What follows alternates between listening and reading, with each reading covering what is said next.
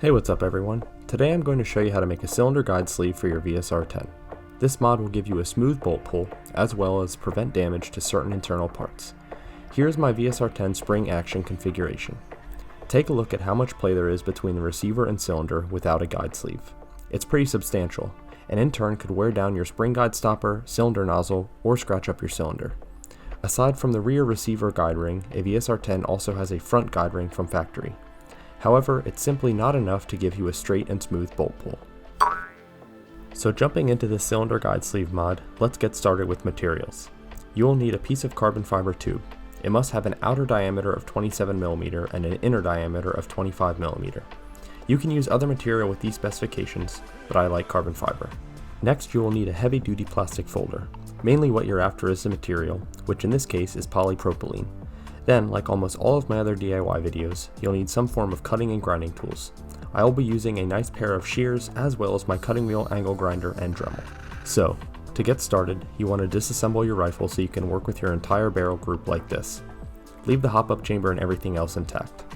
We now need to cut a piece of carbon fiber tube to the proper length. You can cut a piece that's approximately 4.5 inches long and be done, but I'm going to show you how to make it a specific length for a more rigid rifle. Holding the tube at the back of the hop-up window, you want to mark it past the outer barrel threads.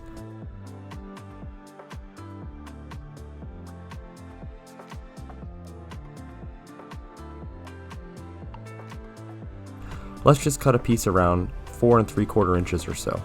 Make a rough cut and we can move on. We will shape it up later.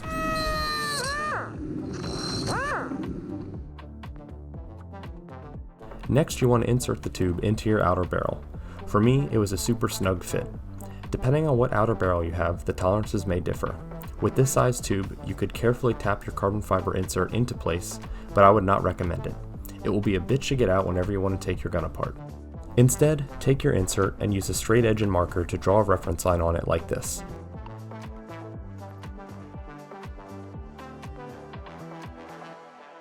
Then carefully cut a slit all the way through.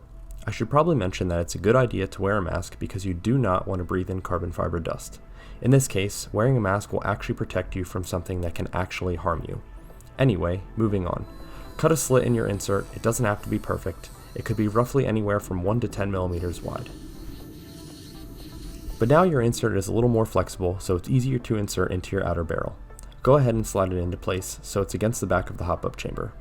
Now this next part is optional, but very beneficial in my opinion. Let me point out that when you thread your outer barrel into the receiver, if you rotate it until it's tight, chances are you will have to rotate it counterclockwise in order for everything to be aligned for installation. In turn, you will have some play here because it's a threaded object that's not actually tight. Unless you have a one-piece receiver and outer barrel, things can shift when you tighten the main body screws, which could put uneven pressure on your cylinder when racking the bolt. Anyway, as tedious as this will be, you want to make your outer barrel tight as it's rotating into place for installation.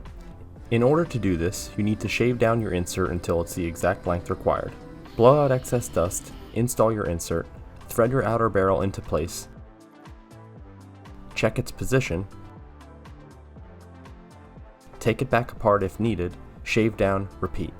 To easily identify the proper position, you can make your own marks and use a set screw hole on the bottom of the receiver as a reference. Like I said, you can skip this step if you want. If you don't want to spend the extra time adjusting the length of the insert, just make it flush with the end of the outer barrel threads and move on to the next step. But the proper length makes your rifle more rigid. In my opinion, it's definitely an improvement. To finish your carbon fiber insert, dremel out a small section like this on one end. The purpose of this is to align with the misfeed hole in the outer barrel so it is not blocked. When you're all done, your carbon fiber insert should look like this. If you're still with me, we can move on to the next step. The hard part is over. All you need to do now is cut a piece of polypropylene, so grab your folder and some scissors. You want to cut a piece that's the same length as your carbon fiber insert. For the width, approximately 3 inches will work.